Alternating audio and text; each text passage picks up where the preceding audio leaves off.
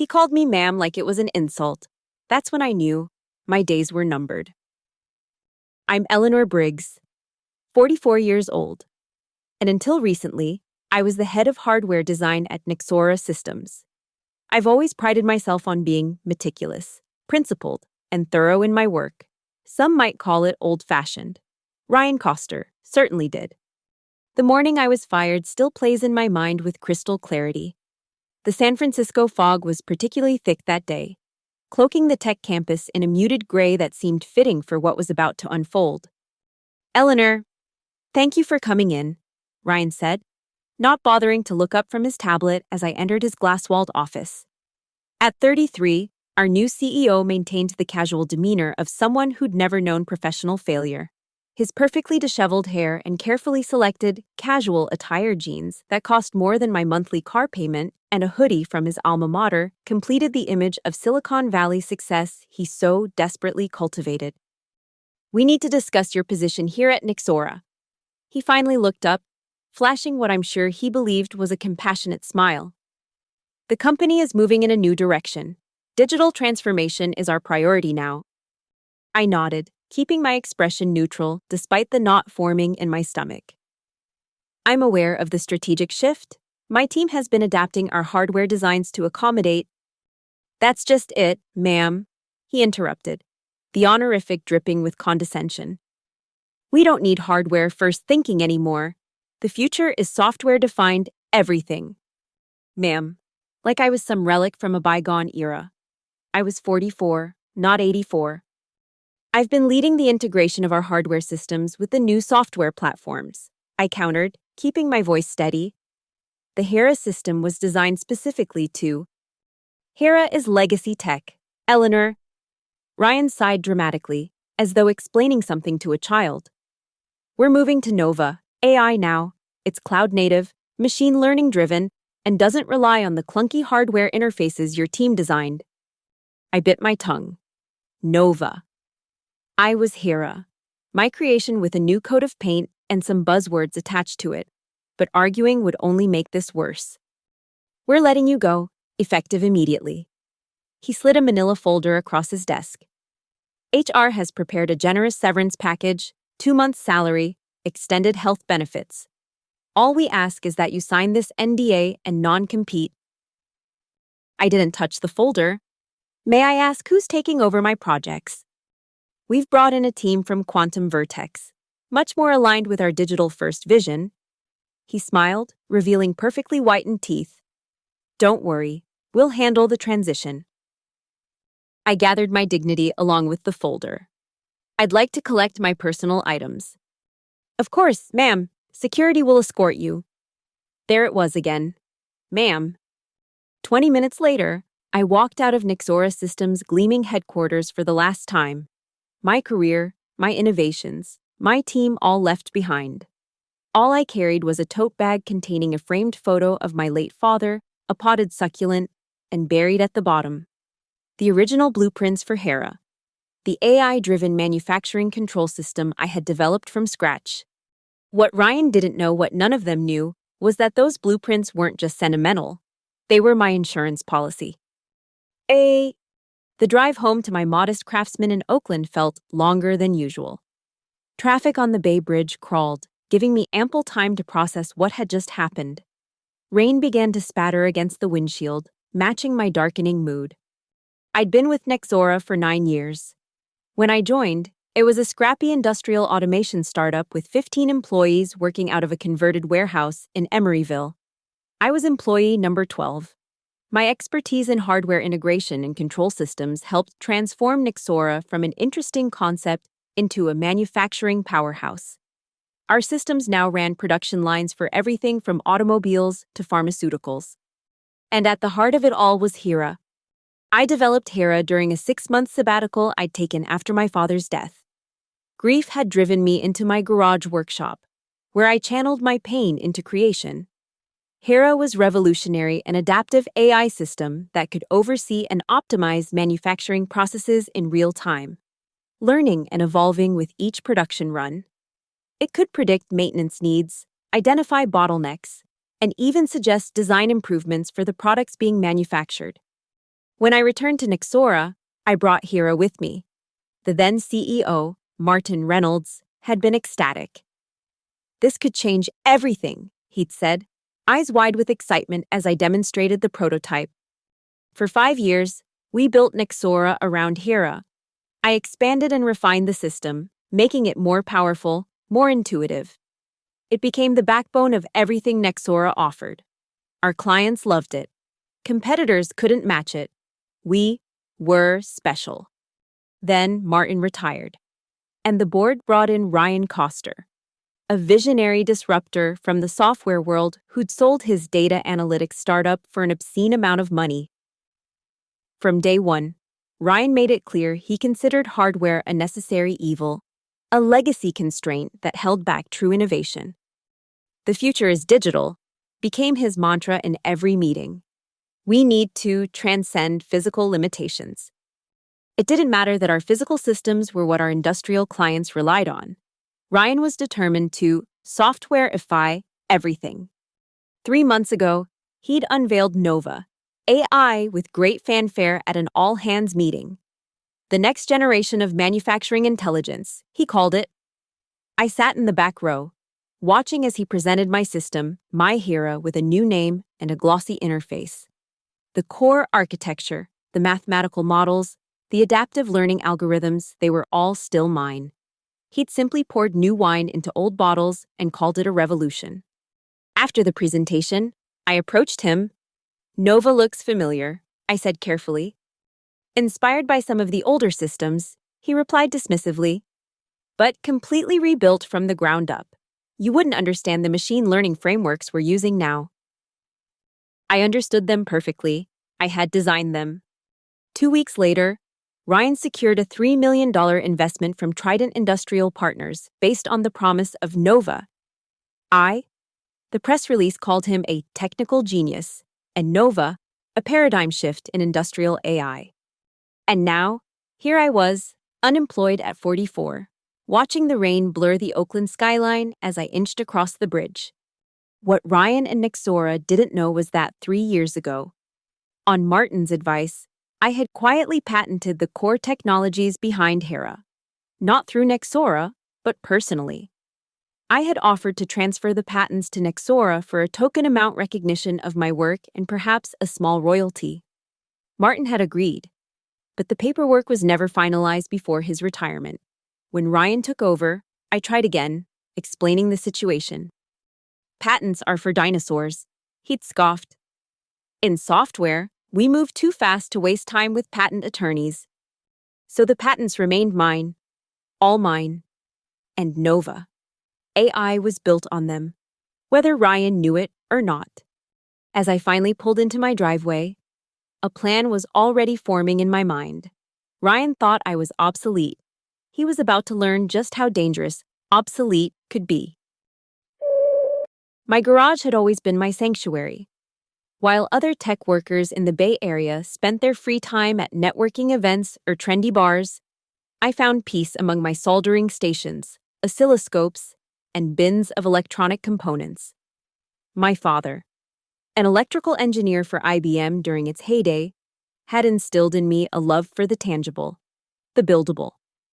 "Software tells you what to do," he always said, "but hardware actually does it." I switched on the lights, illuminating my workshop.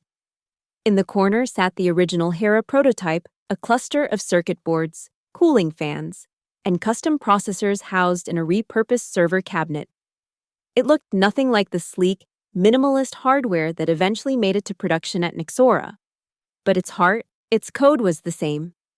I booted up my computer and pulled out the battered accordion folder where I kept all my patent documentation. United States Patent 10,458,983. Adaptive Control System for Industrial Automation. Filing date March 17, 2022. Issue date October 29, 2022. Inventor Eleanor Briggs. Assignee Eleanor Briggs. There were 11 patents in total, covering everything from the self-healing network architecture to the machine learning algorithms that made Hira so effective. Patents that now protected Nova, AI, whether Ryan knew it or not. I reached for my phone and dialed a number I hadn't called in years. Westlake and Associates, how may I direct your call? Sophia Westlake, please, tell her it's Eleanor Briggs. A moment later, Sophia's warm voice filled the line. Eleanor, it's been too long. How are you? Sophia had been my roommate at MIT. While I pursued engineering, she went to law school and eventually specialized in intellectual property. She'd helped me file my patents. I've been better, I admitted. I need legal advice. Soph, professional legal advice. An hour later, I had outlined my situation and my suspicions about Nexora's use of my patented technology. Sophia had listened carefully, asking pointed questions about the technical details of Hira and Nova. AI. Based on what you're telling me, if they're using your core architecture, they're almost certainly infringing, she said finally. But we'd need to confirm the technical details. Do you have access to Nova's code or system documentation? Not anymore, I said. I was escorted out today. That complicates things. Sophia paused. We could file for discovery during litigation, but that's a long road. I thought for a moment. I might have another way. Let me make some calls and get back to you. After hanging up, I sat staring at my workshop wall, where I'd pinned the architectural diagrams for Hira's neural network. The elegant flowcharts and decision trees represented years of work, thousands of hours of coding and testing. And somewhere in Nexora's gleaming headquarters, those same algorithms were now running under a different name. My phone buzzed with a text message. It was from Melissa Chen, a junior engineer who had been on my team at Nexora. Just heard the news. Can't believe they let you go. This place won't be the same without you. I smiled slightly. Melissa had been one of my most promising team members, curious, diligent, and refreshingly straightforward in an industry built on hype. Thank you, Melissa. I appreciate that. Take care of yourself. I hesitated, then added, and keep an eye on Nova. Systems like that can be temperamental if not handled properly. I hit send, then leaned back in my chair. The first seeds had been planted. Now it was time to prepare the soil. 2 weeks passed. I spent most of that time in my garage, reconstructing a version of Hira from my original code. It wasn't identical to the production version at Nexora that had undergone years of refinement and optimization, but it was close enough for what I needed. I also began reaching out to my network, carefully. Old colleagues, industry contacts, former clients, not directly asking about Nexora, but making it known I was exploring new opportunities and interested in the latest developments in industrial automation. Information began to trickle back. Nexora was pushing Nova AI hard. Sales presentations, technical workshops, client demos. Ryan was positioning it as a complete revolution in manufacturing intelligence, dismissing outdated hardware-centric approaches, my approach in favor of his digital native platform.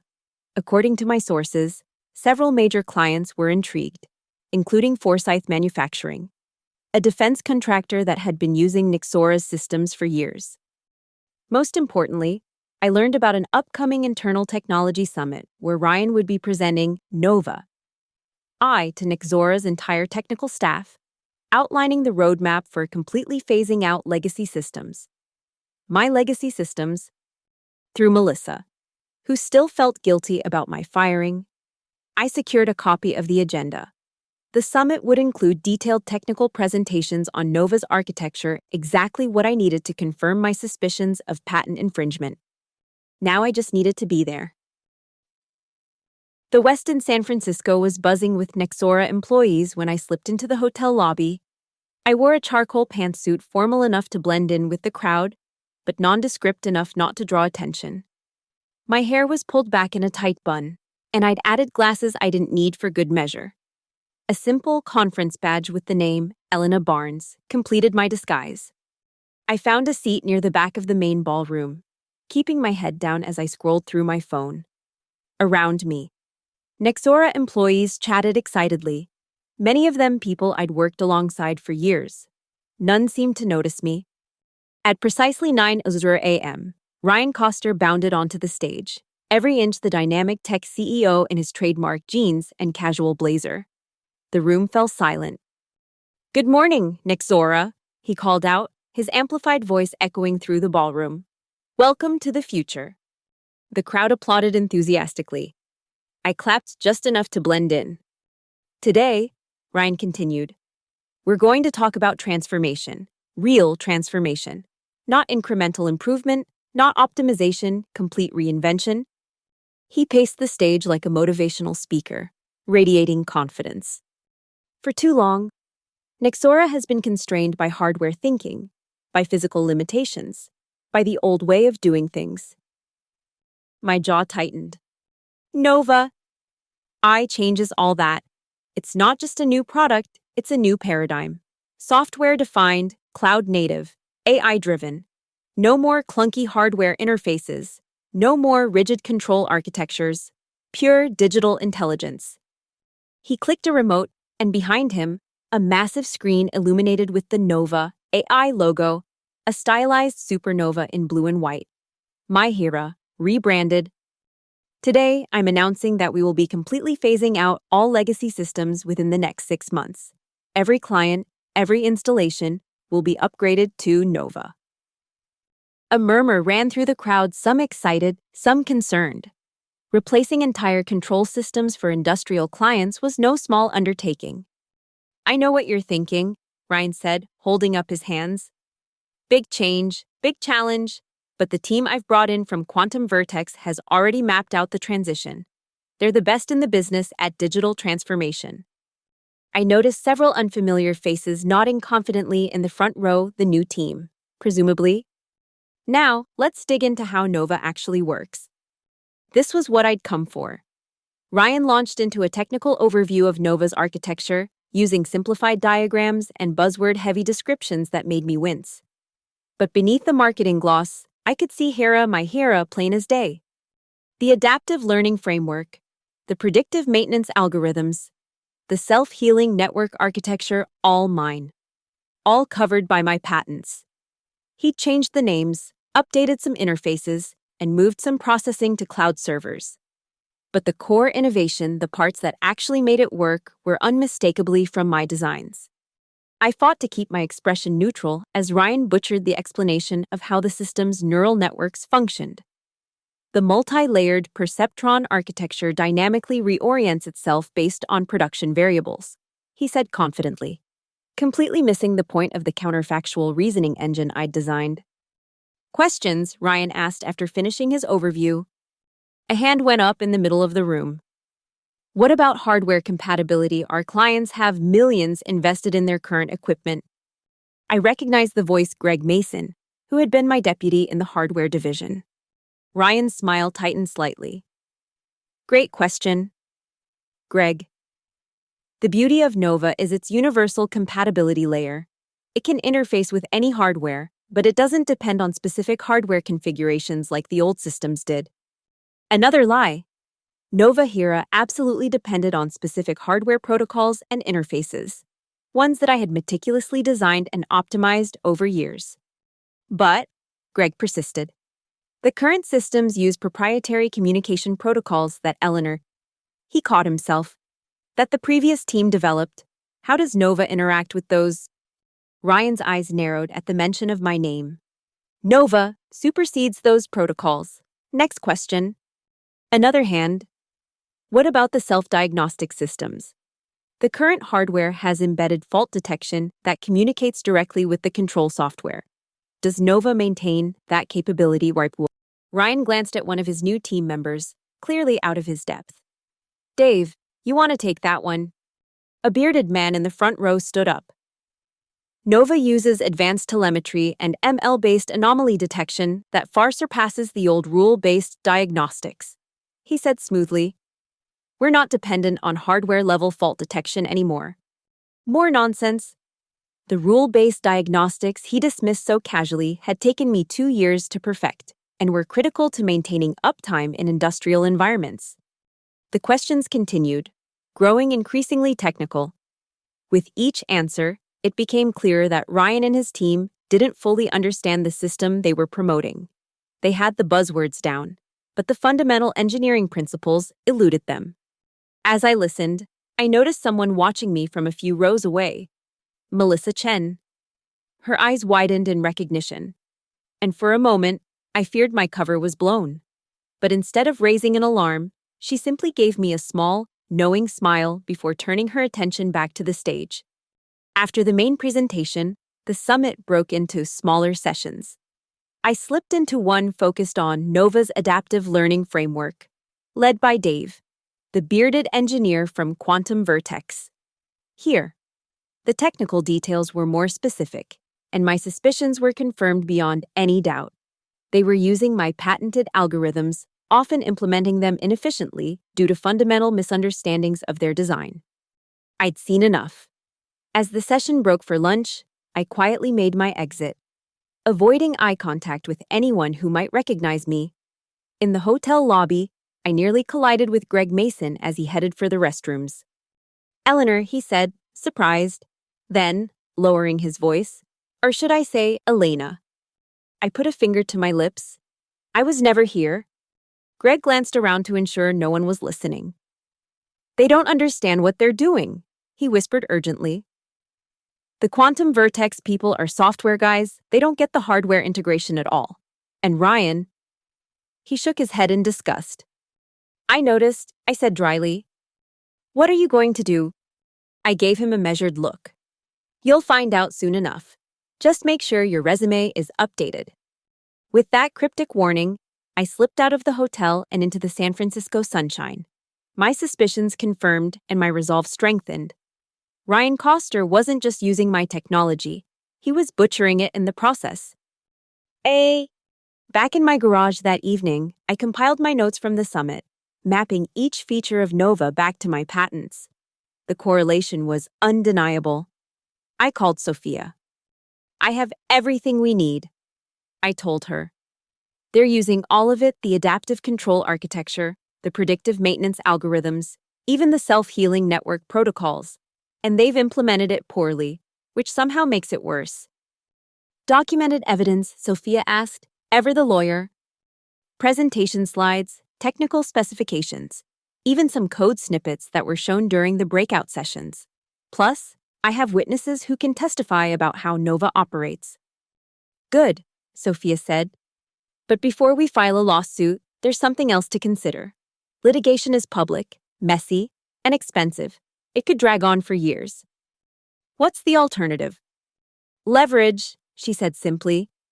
"If what you're telling me is accurate, Nexora is building their entire future on technology they don't own. That gives you enormous power." I considered this. "What are you suggesting?" "A private approach first. Let them know what you know, what you can prove, and what it will cost them if you go public or to court. Give them a chance to make it right before we drop the hammer." It was tempting to go straight to court, to expose Ryan's fraud publicly. But Sophia was right. A quieter approach might yield better results with less collateral damage. There were still good people at Nexora. People like Greg and Melissa, whose livelihoods would be affected by a public legal battle. "What do you propose?" I asked. "A letter. Formal, legal, unambiguous. We outline the patent infringement, provide evidence, and propose a resolution financial compensation, full recognition of your intellectual property, and licensing terms moving forward. And if they ignore it, then we file suit and request an immediate injunction to stop them from using your technology. But trust me, if the evidence is as clear as you say, they won't ignore it. No smart company would." I thought about Ryan Coster, about his dismissive, "ma'am," about how he'd cast aside years of my work as outdated and irrelevant. Nexora isn't being run by smart people anymore, Sophia. It's being run by Ryan Coster. While Sophia prepared the legal documentation, I received an unexpected call from Melissa Chen. "Eleanor, it's Melissa. Do you have a minute?" "Of course," I said, surprised. "Is everything okay?" "Not really," she sighed. "Things are falling apart here. They're trying to implement Nova for Forsyth Manufacturing, and it's a disaster. The system keeps rejecting production commands, flagging them as unauthorized protocol deviations. I suppressed a smile. That was a security feature I'd built into Hera. It detected unauthorized modifications to the control architecture and protected itself accordingly. Nova's team had obviously triggered it while making their changes. That sounds challenging, I said neutrally. Greg thinks it's because the new team doesn't understand the hardware integration layers you designed. They keep trying to bypass them rather than work with them. Melissa lowered her voice. He suggested they should bring you in as a consultant to fix it, and Ryan nearly fired him on the spot. I'm not surprised. Eleanor. Melissa hesitated. Did you build in some kind of protection? Something that would recognize unauthorized changes? I chose my words carefully. All sophisticated systems have security features, Melissa. Especially ones that control million-dollar manufacturing equipment. There was a pause as she processed this. So, Nova is failing because it's trying to protect itself. I couldn't say. I haven't seen Nova in action. Technically true. Well, whatever's happening, it's bad. Forsyth is threatening to pull their contract if we can't get their production line back up by the end of the week. And they're not the only ones having problems. This was developing faster than I'd anticipated. I'm sorry to hear that. There's something else, Melissa continued. Rumors are starting to circulate that Nova isn't actually new, that it's just Hera with a new interface. Some of the engineers who worked with you are starting to ask questions about intellectual property. So the cracks were already showing. Interesting. Eleanor, Melissa said, her voice dropping to a near whisper. If you did build in protections, and if you do still hold rights to the technology, I think now would be a very good time to make that known. I was touched by her loyalty, but also curious about her motives. Why are you telling me this, Melissa? You're putting your job at risk. Because what they're doing isn't right, she said simply. And because I learned more working under you for 1 year than I would under Ryan for 10. The way they pushed you out wasn't just unfair, it was stupid. After we hung up, I called Sophia again. We need to accelerate our timeline, I told her. Things are already unraveling at Nexora. 2 days later, Nexora Systems received our letter. It was comprehensive, meticulously documented, and utterly damning. It detailed my patent ownership, provided evidence of infringement from their own presentations, and outlined the legal and financial consequences if they continued using my technology without proper licensing. Our demands were clear. 1. Immediate financial compensation for past infringement, $7.5 million. 2. Public acknowledgement of my role in developing the technology. 3. A licensing agreement for continued use of my patents, with annual royalties of 8% on all revenue derived from products incorporating them. 4. My reinstatement as Chief Technology Officer with full decision-making authority over the technological direction of the company. The last demand was a negotiating tactic I had no desire to return to Nexora under Ryan's leadership, but it gave us room to compromise while still achieving the other, more important objectives. According to Greg, who had become my unofficial source inside Nexora, Ryan went apocalyptic when the letter arrived. He summoned his executive team and Nexora's legal counsel to an emergency meeting that lasted well into the night. The following morning, I received a response not from Nexora's lawyers, as expected, but from Ryan himself. The email was both dismissive and threatening. Ms. Briggs, your claims are baseless and appear to be motivated by personal animosity following your termination. Nova. I is a proprietary technology developed entirely by Nexora Systems and bears no relation to any previous systems you may have worked on. Any legal action on your part will be vigorously defended. And we will pursue counterclaims for defamation and interference with business relationships. I suggest you reconsider this ill-advised course of action. Ryan Koster, CEO, Nexora Systems. I forwarded the email to Sophia, who responded with a single line, "He just made our job easier." With Ryan's rejection of our private approach, we proceeded to the next phase. Sophia filed a patent infringement lawsuit in federal court, seeking an immediate injunction to prevent Nexora from using or selling any technology covered by my patents. The lawsuit was like a bomb going off in the tech industry. TechCrunch broke the story first. Startup darling Nexora sued by former employee claiming ownership of core technology. Other outlets quickly followed, with headlines growing increasingly dramatic. $3 million investment at risk as patent dispute threatens Nexora's flagship product. Former hardware chief claims CEO rebranded her technology after pushing her out. Nexora CEO called her outdated. Now her patents could sink the company. The most damaging coverage came from Manufacturing Technology Review, an industry publication widely read by Nexora's client base. Their detailed analysis of my patents and Nova's architecture raised serious questions about the company's intellectual property claims and future viability. Trident Industrial Partners, the investment firm that had recently provided $3 million in funding, publicly demanded answers. Their statement was diplomatic but ominous. We are monitoring the situation closely and have requested a full briefing from Nexora's management on the intellectual property questions raised by this lawsuit. Inside Nexora, panic was spreading. Greg reported that Ryan had implemented a communication lockdown, forbidding anyone from discussing the lawsuit internally or externally. But the technical staff, especially those who had worked with me, knew the truth. Whispers became murmurs. Murmurs became open discussions in break rooms and Slack channels. Meanwhile, the problems with Nova implementations continued to multiply. Without proper understanding of the underlying architecture, Ryan's team was unable to resolve the issues clients were experiencing. Production lines were down, orders were delayed, and customer complaints were mounting. 5 days after we filed the lawsuit, I received an unexpected visitor at my home. Greg Mason stood on my doorstep, looking haggard. "I've been fired," he said without preamble. "Ryan accused me of being your spy inside the company." I invited him in and poured us both a generous glass of whiskey. "Were you—" Greg smiled tiredly.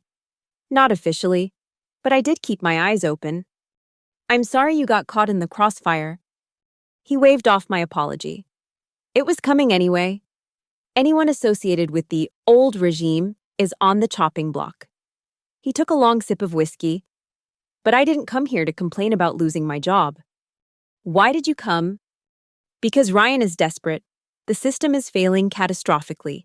Clients are threatening to sue, and the board is asking questions he can't answer." Greg leaned forward. "He sent me to make you an offer." I raised an eyebrow. "You just said he fired you." "He did.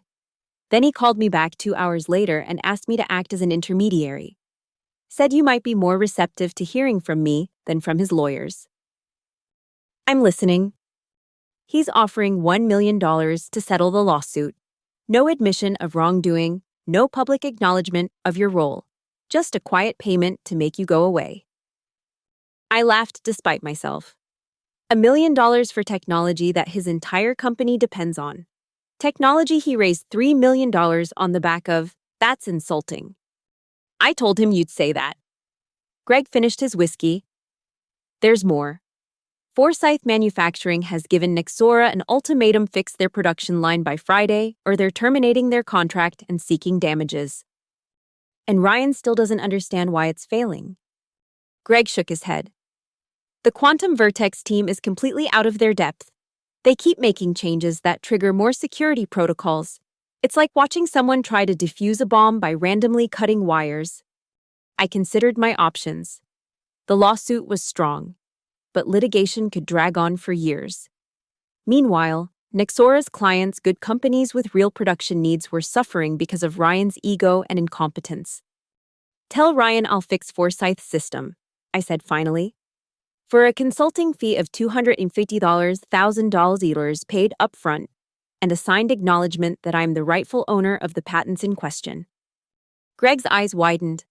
"He'll never agree to acknowledge the patents. Then Forsyth walks, and probably takes half of Nexora's client base with them when word gets out." I refilled our glasses. His choice was 48 hours later. I walked into Nexora's headquarters as a special consultant. The receptionist knew since my departure directed me to the crisis command center that had been set up in the main conference room. When I entered, the room fell silent.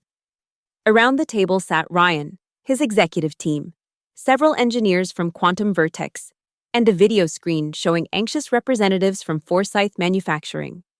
Ryan stood, his face a mask of barely controlled fury. "Ms. Briggs has graciously agreed to assist us with the Forsyth situation," he announced, each word clearly painful for him to utter. I nodded pleasantly. "Shall we get started?" For the next 6 hours, I methodically worked through the issues plaguing Forsyth's implementation. As I suspected, the Quantum Vertex team had triggered multiple security protocols while attempting to modify the core architecture. Their changes had been interpreted as potential cyber attacks, causing the system to lock down critical functions. I could have fixed the issues in minutes. I had built an override command specifically for such situations. But I took my time, explaining each step in excruciating detail, forcing Ryan and his team to acknowledge their fundamental misunderstanding of the system's design. By late afternoon, Forsyth's production line was operational again. The relief on their representatives' faces was palpable. "Thank you, Ms. Briggs," said Forsyth's operations director via video link. "I don't know what Nexora would have done without you." Ryan winced visibly at the praise. After the Forsyth team disconnected, an uncomfortable silence filled the room.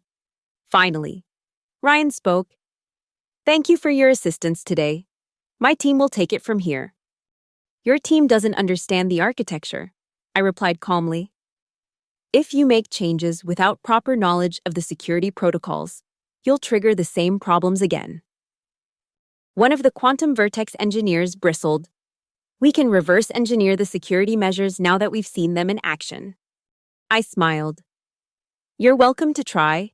But consider this: the measures you triggered were just the first line of defense. There are layers of protection built into that system that activate under different conditions.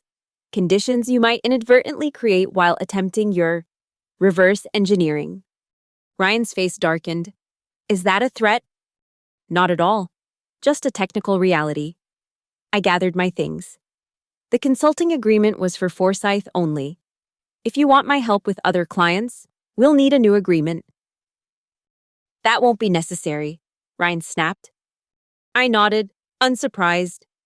"In that case, I'll see myself out." "Oh, and Mr. Coster, my legal team will be in touch regarding our ongoing patent dispute." As I walked out of Nexora for the second time, I felt none of the dejection that had accompanied my first exit. This time, I left with the knowledge that the leverage had shifted decisively in my favor. The next 2 weeks unfolded exactly as I'd anticipated. Without my guidance, Nexora's attempts to stabilize other Nova implementations failed spectacularly. 2 more major clients terminated their contracts. Trident Industrial Partners publicly announced they were re-evaluating their investment position. Nexora's stock, which had soared following the announcement of Nova and the Trident investment, plummeted by 40%. Financial analysts began questioning the company's viability. 17 days after my consulting visit, I received a call from an unfamiliar number. Eleanor Briggs. The voice was female, authoritative. "Speaking." "This is Diane Nakamura, chairwoman of the board at Nexora Systems. I believe we need to talk." 2 hours later, I sat across from Diane in a private dining room at the Fairmont Hotel. In her 60s, with a sleek silver bob and sharp eyes, she radiated the competence and gravitas that Ryan Coster so conspicuously lacked. "I'll be direct, Ms. Briggs," she said after we'd ordered. "The board has reviewed your patent claims and consulted independent technical experts. We believe your position has merit." I sipped my water, saying nothing. "Furthermore, the operational issues with Nova have made it clear that key knowledge was lost with your departure. Knowledge that appears to reside solely with you." "That's a fair assessment." Diane studied me thoughtfully. "Ryan Coster has been relieved of his duties, effective immediately." This was unexpected. I kept my expression neutral. But inside, a small flame of satisfaction ignited. The board would like to offer you a settlement, Diane continued.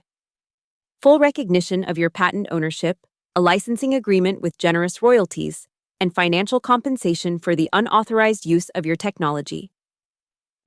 And what would Nexora get in return? The right to continue using your technology, for one, and your expertise we'd like you to return as Chief Technology Officer, reporting directly to the board. I considered the offer. It gave me everything I'd demanded in our original letter: recognition, compensation, control over the technology I'd created.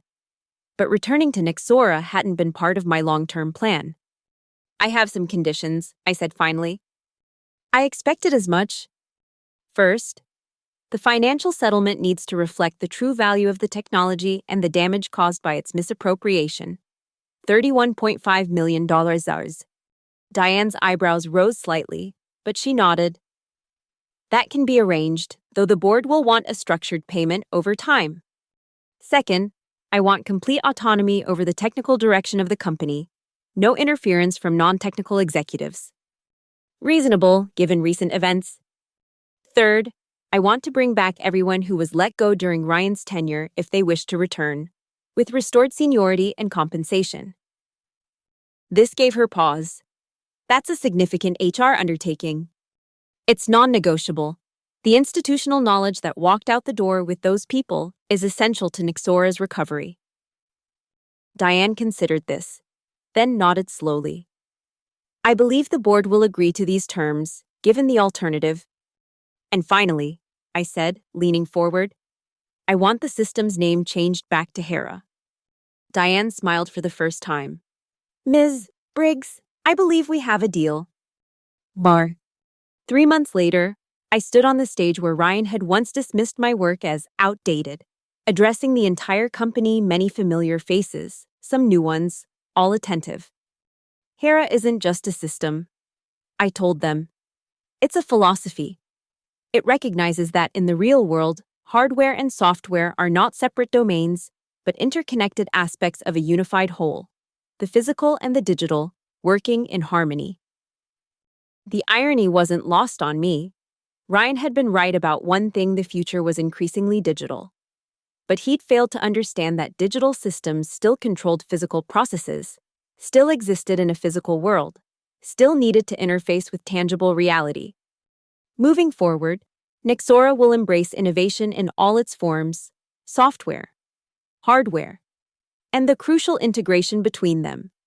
We will value expertise regardless of age or background. And most importantly, we will never forget that our purpose is to create systems that work reliably in the real world, not just in PowerPoint presentations. The applause was genuine, heartfelt. As I looked out at the faces, Greg beaming proudly in the front row, Melissa nodding with satisfaction, even Diane Nakamura offering a subtle thumbs up from the side of the stage, I felt a sense of vindication that went beyond the financial settlement or the restoration of my position. I had protected what I'd built, not just the technology, but the approach to engineering that my father had instilled in me: methodical, thorough, respectful of physical realities. In a world increasingly dazzled by digital glitz, I had defended the value of understanding how things actually worked. After the presentation, as the crowd dispersed for the reception, Greg approached with a tablet in hand. You might find this interesting, he said, showing me a news article. Former Nexora CEO struggles to find new position. Read the headline. The article detailed Ryan's difficulties securing another executive role, with sources citing the Nexora debacle and questions about his technical understanding. Should I feel sorry for him? I asked. Greg shrugged. That's up to you, but I thought you'd want to know that actions have consequences, even in Silicon Valley. Later that evening, I sat in my garden, enjoying a rare moment of peace as the sun set over the Oakland Hills. My phone buzzed with a text from Melissa. The Forsyth team sends their regards. Production efficiency up 23% since the restoration of Hera. I smiled and set my phone aside, sipping my tea as twilight deepened. Sometimes, the most satisfying victories weren't the loud, public ones, but the quiet validation that came from simply being right. From building something that worked, that lasted, that mattered. Ryan had called me old-fashioned. Perhaps I was. In some ways, I believed in patents, in intellectual property, in giving credit where it was due. I believed in understanding systems thoroughly before attempting to change them. I believed that experience and expertise were valuable, not obstacles to innovation. Old-fashioned values, perhaps, but as it turned out, they still had their uses in this brave new digital world. My phone buzzed again. Another text from Melissa. Ryan's funding for his new startup fell through. Investors got spooked by our lawsuit. I set my phone down without replying. There was no need to gloat or celebrate another's downfall. I had reclaimed what was mine. That was enough. In the fading light, I raised my teacup in a silent toast to my father, who had taught me the value of building things properly, to Martin Reynolds, who had encouraged me to protect my inventions, to the engineers and makers who understood that the digital revolution, for all its promise, still depended on the physical world and those who knew how to navigate it. And perhaps, in a small way, even to Ryan Coster. His arrogance and dismissiveness had forced me to stand up for myself and my work in ways I might never have otherwise. Sometimes, being underestimated was the greatest advantage of all.